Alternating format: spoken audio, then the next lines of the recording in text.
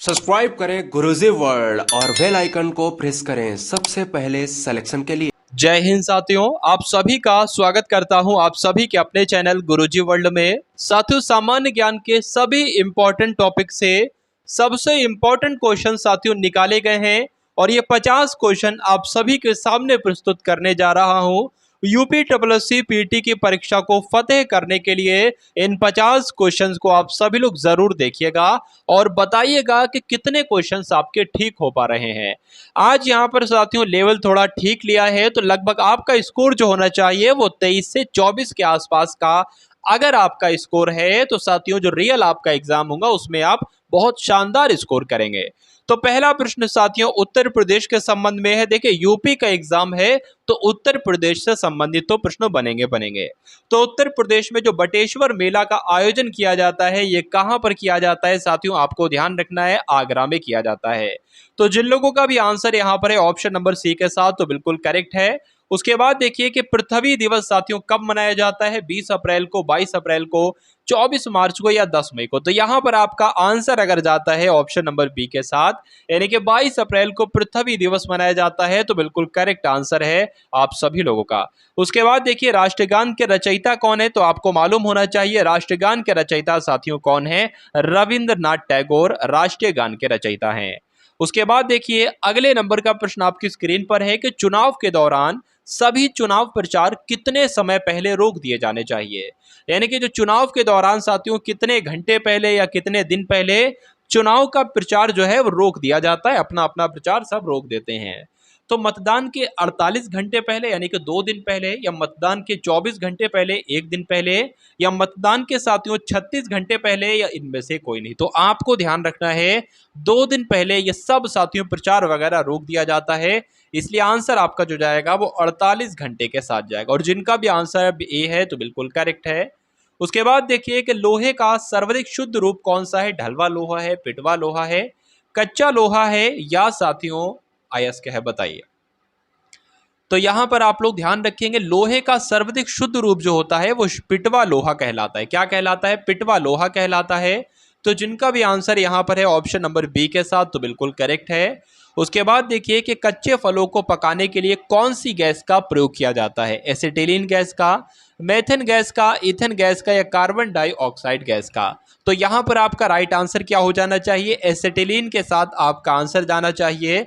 तो जिन लोगों का भी आंसर यहां पर है ऑप्शन नंबर ए के साथ तो बिल्कुल करेक्ट है। अब उसके बाद देखिए कि विद्युत मोटर द्वारा विद्युत ऊर्जा का रूपांतर किस में होता है, गतिज ऊर्जा में होता है, स्थितिज ऊर्जा में होता है, यांत्रिक ऊर्जा में होता है, तो किस में होता है साथियों, बताने की कोशिश कीजिए, बताइए। चलिए, तो अगर मैं आपसे पूछता साथियों कि विद्युत ऊर्जा को यांत्रिक ऊर्जा में किसकी सहायता से बदला जाता है, तो आपका उत्तर विद्युत मोटर होता। यहां पर साथियों एग्जामिनर ने घुमा के प्रश्न पूछा है कि विद्युत मोटर के द्वारा जो है वो विद्युत ऊर्जा का रूपांतरण किस में होता है, तो यांत्रिक ऊर्जा में होता है। यह आप लोग ध्यान रखेंगे। तो आपको बिल्कुल भी कंफ्यूज नहीं होना है साथियों, आपको कंफ्यूज करने के लिए इस प्रकार से प्रश्नों को घुमाया गया है, लेकिन कोई दिक्कत नहीं, आपका आंसर बिल्कुल करेक्ट है। उसके बाद देखिए कि रक्त का थक्का जमने में कौन सा विटामिन सहायक है।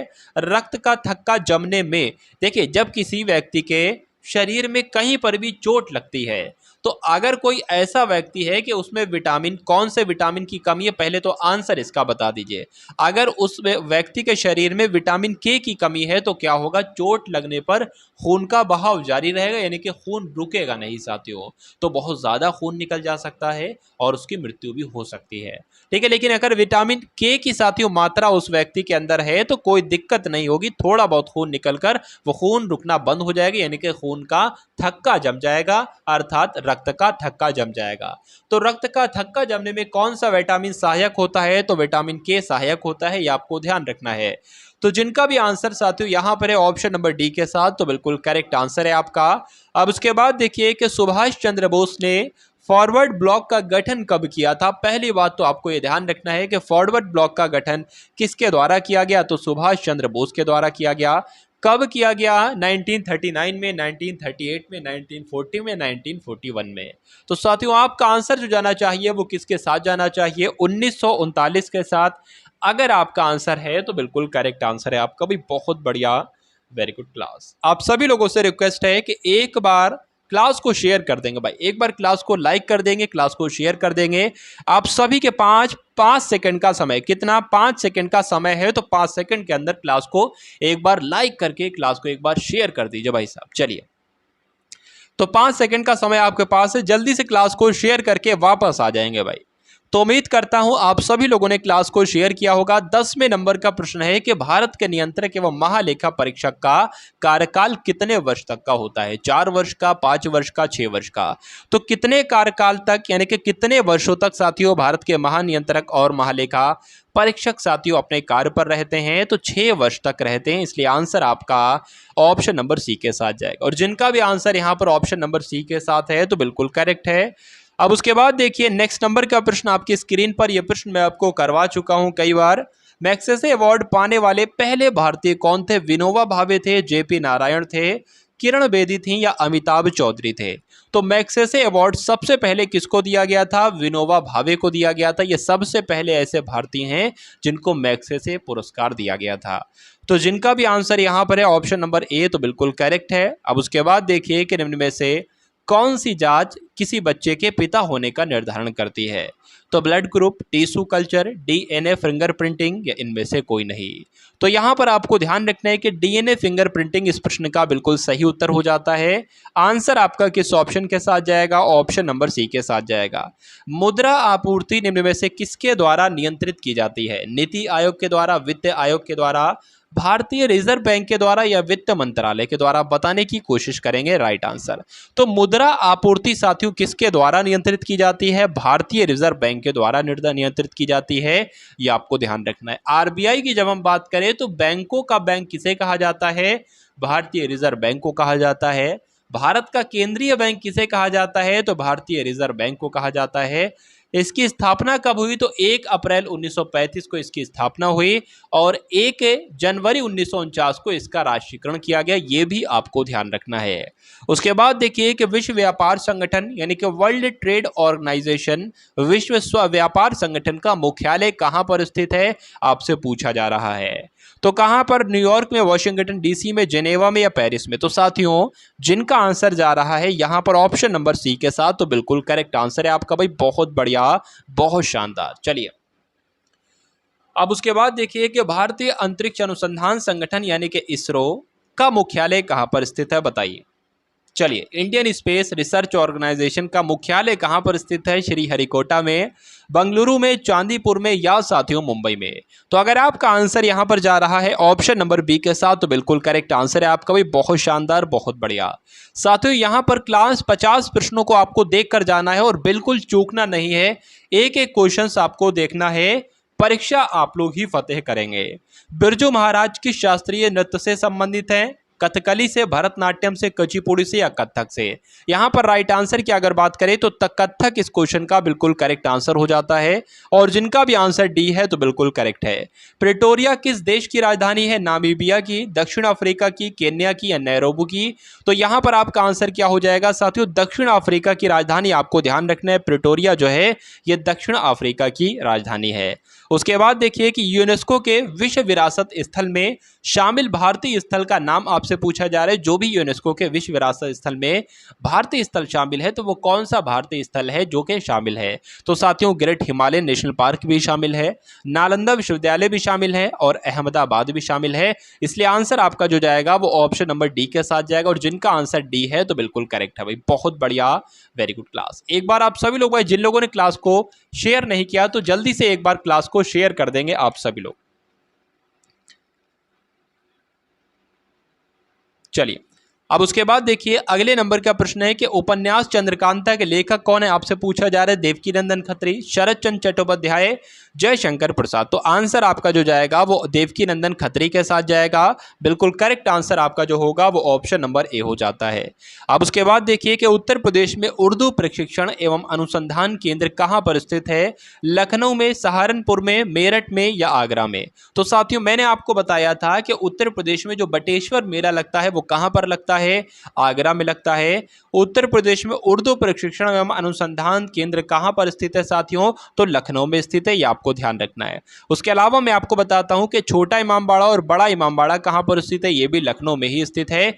संविधान की प्रारूप समिति के अध्यक्ष कौन थे साथियों? डॉक्टर सच्चिदानंद सिन्हा थे, डॉक्टर राजेंद्र प्रसाद थे, डॉक्टर भीमराव अंबेडकर थे या पंडित जवाहरलाल नेहरू थे। तो यहाँ पर आप लोग ध्यान रखेंगे कि संविधान की जो प्रारूप समिति थी उसके अध्यक्ष कौन थे? भारतीय संविधान के जनक कहे जाने वाले भीमराव अंबेडकर जी संविधान की प्रारूप समिति के अध्यक्ष थे, आपको ध्यान रखना है।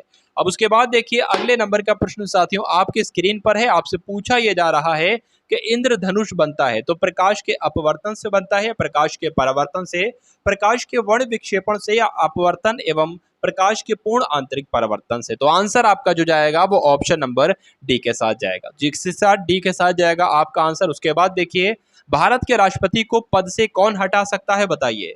लोकसभा हटा सकती है, राज्यसभा हटा सकती है, संसद या प्रधानमंत्री? तो राज्यसभा तो यहाँ ऑप्शन में भी नहीं है, तो लोकसभा, संसद या प्रधानमंत्री क्या होगा साथियों? इस प्रश्न का बिल्कुल सही उत्तर बताने की कोशिश कीजिए। चलिए तो यहां पर अगर बात करें साथियों आंसर आपका जो जाएगा वो संसद के साथ जाएगा, यानी कि भारत के राष्ट्रपति को अगर पद से हटाना हो तो किसके द्वारा हटाया जा सकता है? संसद के द्वारा हटाया जा सकता है। उसके बाद देखिए कि किस आयु वर्ग के बच्चों को बाल श्रमिक माना जाता है बताइए? यानी कि किस आयु वर्ग के बच्चे अगर काम करने लगे जोखिम भरा तो उनको क्या भाई बाल श्रमिक हो रहा है, यानी कि बच्चों के द्वारा श्रमिक हो रहा है। तो 14 वर्ष से कम आयु के बच्चे साथियों इस श्रेणी में आते हैं, ये आपको ध्यान रखना है। इसलिए आंसर अगर आपका है ऑप्शन नंबर बी तो बिल्कुल करेक्ट है। 1857 का जब विद्रोह हुआ था तो उस समय भारत के गवर्नर जनरल कौन थे? डलहौजी थे, कैनिंग थे या कर्जन थे या सर जॉन लॉरेंस थे बताइए? तो यहां पर आंसर आपका किस ऑप्शन के साथ जाएगा? लॉर्ड कैनिंग के साथ जाएगा। लॉर्ड कैनिंग कौन से ऑप्शन में है? ऑप्शन नंबर बी में है। तो 1857 के विद्रोह के समय भारत के गवर्नर जनरल साथियों लॉर्ड कैनिंग थे। कई बार परीक्षा में यह प्रश्न पूछा जा चुका है। उसके बाद देखिए कि इजराइल की संसद का क्या नाम है बताइए? बुंडसेट है, नेसेट है, डायट है, पार्लियामेंट है? तो इजराइल की संसद का नाम साथियों क्या है? नेसेट है, यह आपको ध्यान रखना है। इजराइल की संसद का नाम क्या है? नेसेट, आपको ध्यान रखना है। इसलिए जिनका भी आंसर यहां पर है ऑप्शन नंबर बी के साथ तो बिल्कुल करेक्ट है। निम्नलिखित में से कौन सा युग्म सही सुमेलित है? यानी कि नेशनल डिफेंस एकेडमी कहां पर है? तो खड़गवासला में है। इंडियन मिलिट्री एकेडमी कहां पर है? तो देहरादून में है। और इंडियन सर्विस स्टाफ कॉलेज कहां पर है? तो वेलिंगटन में है। इसलिए आंसर आपका जो जाएगा वो ऑप्शन नंबर डी के साथ जाएगा, और जिनका भी आंसर डी है तो बिल्कुल करेक्ट है। उसके बाद देखिए अगले नंबर का प्रश्न आपकी स्क्रीन पर आपसे यहां पर पूछा यह जा रहा है साथियों कि ईस्ट इंडिया कंपनी की स्थापना के समय भारत का शासक कौन था? तो जब ईस्ट इंडिया कंपनी की स्थापना हो रही थी तो उस समय भारत पर किसका शासन चल रहा था? तो किसका शासन चल रहा था साथियों? अकबर का शासन चल रहा था, यह आपको ध्यान रखना है। इसलिए आंसर अगर आपका है ऑप्शन नंबर ए के साथ तो बिल्कुल करेक्ट आंसर है आपका। उसके बाद देख लीजिए कि अष्टांगिक मार्ग के सिद्धांतों का प्रतिपादन योग किसने दिया था? तो अष्टांगिक मार्ग साथियों किससे संबंधित है? महात्मा बुद्ध से, महावीर स्वामी से, दयानंद सरस्वती या स्वामी विवेकानंद जी से? तो यहां पर आपका आंसर जो होना चाहिए वो अष्टांगिक मार्ग का संबंध जो है साथियों वो महात्मा बुद्ध से है। महात्मा बुद्ध से संबंधित मैं आपको कई बार बता चुका हूं। इनका जन्म कहां पर हुआ था? तो लुम्बिनी में इनका जन्म हुआ था, ये आपको ध्यान रखना है। इनको लाइट ऑफ एशिया कहा जाता है साथियों। उसके बाद देखिए अगले नंबर का जो प्रश्न है कि दिल्ली है, जयपुर है, मथुरा, उज्जैन में जंतर मंतर के नाम से वेधशाला जो है इसका निर्माण किसके द्वारा करवाया गया था? मोस्ट इंपॉर्टेंट प्रश्न आपकी स्क्रीन पर। सवाई राजा जयसिंह के द्वारा, राजा मानसिंह के द्वारा, महाराणा प्रताप सिंह के द्वारा या महाराजा रणजीत सिंह के द्वारा? तो इस क्वेश्चन का राइट आंसर आपका जो जाएगा वो सवाई राजा जयसिंह के द्वारा जाएगा। यानी कि जयपुर में, दिल्ली में, मथुरा में, उज्जैन में जो जंतर मंतर है इसका निर्माण साथियों सवाई राजा जयसिंह के द्वारा करवाया गया था। मोस्ट इंपॉर्टेंट क्वेश्चन है। उसके बाद देखिए कि दूसरी पंचवर्षीय योजना में किस क्षेत्र के विकास पर सबसे ज्यादा बल दिया गया था? कृषि पर, गरीबी हटाओ पर या उद्योग पर बताइए? तो जो पहली पंचवर्षीय योजना चली थी 1951 से साथियों इस पर तो कृषि पर जोर दिया गया था, लेकिन दूसरी पंचवर्षीय योजना में उद्योग पर जोर दिया गया था। तो ये दोनों पॉइंट आपको ध्यान रखना है। आंसर आपका जो जा रहा है वो ऑप्शन नंबर सी के साथ जा रहा है। अब उसके बाद देखिए कि उत्तर प्रदेश राजस्व परिषद की न्यायिक तथा प्रशासनिक व्यवस्था को किस वर्ष पृथक कर दिया गया था? 1950 में, 1947 में, 1945 में या 1955 में? तो इस प्रश्न का आपका राइट आंसर जो होगा वो 1947 के साथ जाएगा। तो आपको ध्यान रखना है कि उत्तर प्रदेश राजस्व परिषद की जो न्यायिक तथा प्रशासनिक व्यवस्था है, एक तो न्यायिक व्यवस्था है और एक प्रशासनिक व्यवस्था है, इसको कब अलग कर दिया गया था? तो 1947 में इसको अलग कर दिया गया था। ये आप सभी लोगों को याद रखना है। जिनका भी आंसर बी है तो बिल्कुल ठीक है। कोणार्क किस लिए प्रसिद्ध है आपसे पूछा जा रहा है, बताने की कोशिश कीजिए। चलिए भाई, तो ओडिशा के कोणार्क में साथियों कौन सा मंदिर है? सूर्य मंदिर है। ये आपको ध्यान रखना है। इसे क्या कहा जाता है? ब्लैक पैगोडा के नाम से भी जाना जाता है। तो किस लिए प्रसिद्ध है? सूर्य मंदिर है इसलिए प्रसिद्ध है। इसलिए आंसर आपका जो जाएगा वो ऑप्शन नंबर ए के साथ जाएगा। और जिनका भी आंसर यहाँ पर है ऑप्शन नंबर ए, तो बिल्कुल करेक्ट है। उसके बाद देख लीजिए कि पर्यावरण का निर्माण होता है, आपसे पूछा जा रहा है, बताने की कोशिश करेंगे। देखिए कई सारे क्वेश्चंस बनते हैं पर्यावरण से संबंधित। पर्यावरण की कभी कभी आपसे पूछ ली जाती है संधि विच्छेद क्या होती है? तो परि धन आवरण, इसकी संधि विच्छेद हो जाती है। परि का मतलब होता है चारों तरफ से और आवरण का मतलब होता है घेरा हुआ। तो कहा जा सकता है चारों तरफ से घेरा हुआ ही क्या कहलाता है? पर्यावरण कहलाता है। यानी कि हमें, आपको, आपकी अगर बात करें, आपको जो चारों तरफ से जिन जिन चीजों ने घेरा हुआ है ना, वही आपका पर्यावरण कहलाएगा। और आपको दो प्रकार की चीजें घेरे हुए हैं, एक बार नजर दौड़ाकर देख लीजिए अभी आप लोग। एक तो सजीव चीजें जिसमें जान है और एक निर्जीव चीजें जिसमें जान नहीं है। तो दो तरह की सजीव वस्तु, निर्जीव वस्तु, दो तरह की चीजें आपको घेरे हुए हैं। जो आपको घेरे हुए हैं वही साथियों पर्यावरण है। ठीक है, तो यहां पर साथियों बात करें भू आकृतिक घटकों, तो क्या आपको नहीं घेरे हुए हैं साथियों? बिल्कुल घेरे हुए हैं।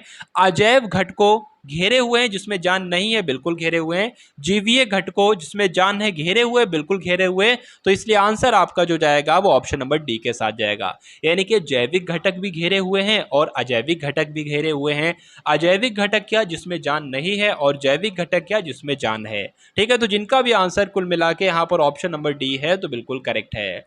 अब उसके बाद देख लीजिए अगले नंबर का प्रश्न है कि किसी कंप्यूटर अथवा इंफॉर्मेशन सिस्टम या नेटवर्क में अनधिकृत रूप से घुसपैठ करना और डेटा से छेड़छाड़ करना क्या कहलाता है, बताइए।